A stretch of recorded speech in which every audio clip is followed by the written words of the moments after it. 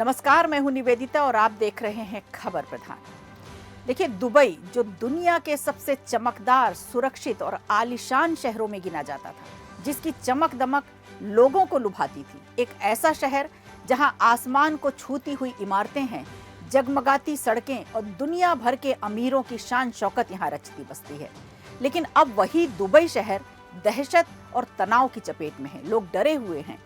दूसरे देशों के लोग फिलहाल जाना नहीं चाहते और जो फंसे हुए हैं वो वापस आना चाहते हैं। ईरान, अमेरिका, इजराइल के बीच भड़की जंग की आग खाड़ी क्षेत्रों तक पहुंच चुकी है और उसके असर से दुबई को भारी झटका लगा है। पिछले 2 हफ्तों की बात करें तो मिसाइल और ड्रोन हमलों के कारण शहर के कई हिस्सों में नुकसान की बड़ी खबरें हैं। कई गगनचुंबी इमारतों को नुकसान पहुंचा है। लग्जरी होटल के आसपास मलबा गिरा हुआ है। दुनिया के सबसे व्यस्त एयरपोर्ट में गिने जाने वाले दुबई इंटरनेशनल एयरपोर्ट पर भी उड़ानों को कुछ समय के लिए रोकना पड़ा। एयरपोर्ट में भारी भीड़ है जो पूरे एयरपोर्ट में समा नहीं रही। शहर की रौनक बेरौनक हो चुकी है।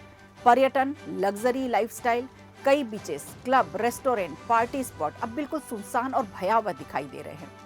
आज हम बात कर रहे हैं दुबई की कि आखिर दुबई को क्यों निशाना बना रहा है ईरान।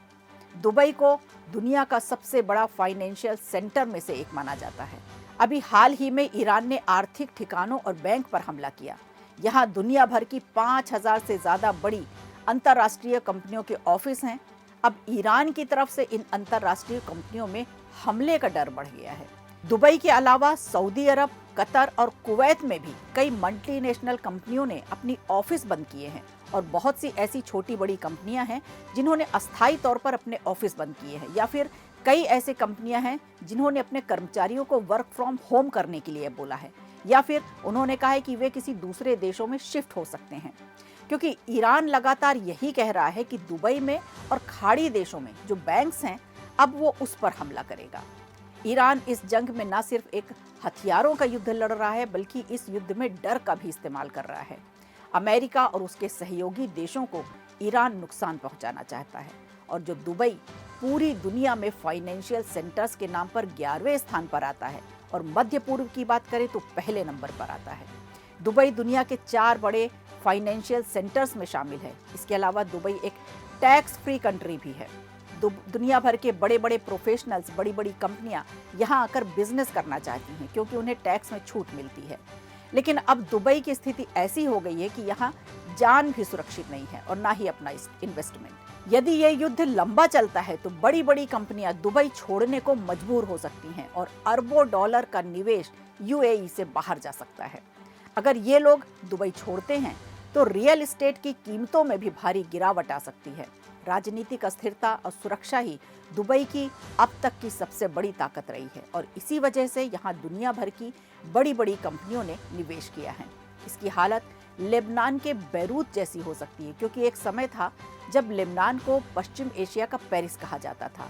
1970 से 1980 के दशक में युद्ध के कारण बैरूत का बैंकिंग सिस्टम पूरी तरह से समाप्त हो गया था। बड़ी संख्या में विदेशी पर्यटक और अमीर निवासी शहर छोड़कर जा चुके। ईरान ने दुबई को ऐसा बना दिया है कि अब वहां कोई नहीं रहना चाहता। जब अमेरिका और इजराइल में ईरान के सैन्य ठिकानों पर हमला किया तो उसके जवाब में ईरान ने पूरे खाड़ी क्षेत्र में मौजूद अमेरिकी सैन्य ठिकानों को निशाना बनाना शुरू कर दिया और संयुक्त अरब अमीरात में भी अमेरिकी सैन्य बेस मौजूद है। इसलिए यूएई के कई हिस्से इस टकराव की जद में आ गए। पिछले 2 हफ्तों में ईरान की ओर से लगभग 1700 मिसाइल और ड्रोन दागे गए और ईरान ने दुबई को पिछले 2 हफ्तों में मलबों का शहर बना दिया। एक रिपोर्ट के अनुसार कई अमीर निवासी चार्टर्ड फ्लाइट के जरिए भारी रकम खर्च करके रातों रात बाहर निकल गए। एयरपोर्ट पर टिकटों की कीमत 3 गुना ज्यादा बढ़ गई, लेकिन सीमित उड़ानों के कारण हजारों लोग फंस भी गए। कुछ लोगों को तो इतनी जल्दबाजी में वे शहर छोड़ने को मजबूर हुए कि अपने जानवरों तक को सड़क में छोड़कर चले गए। लेकिन सबसे ज्यादा परेशानी छोटे कामगार लोगों की रही, जो निर्माण स्थलों पर या ऑटो में या टैक्सी सेवा, छोटे मोटे कामों में लगे होते हैं। अब जंग जैसे हालात के कारण उनकी इनकम खत्म हो गई है, पैसों की तंगी से जूझ रहे हैं और सबसे ज़्यादा परेशान कर रही हैं फ्लाइट्स के महंगे किराए की टिकट। सीमित विकल्पों की वजह से अब उनके लिए देश छोड़ना बेहद मुश्किल हो गया है।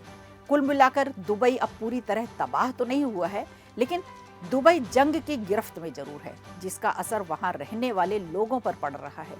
फिलहाल दुनिया की नजरें इस पर टिकी हैं कि कब तनाव खत्म होगा और दुबई फिर से उसी रफ्तार, उसी रौनक के साथ खड़ा हो पाएगा जिसके लिए वो पूरी दुनिया में जाना जाता है।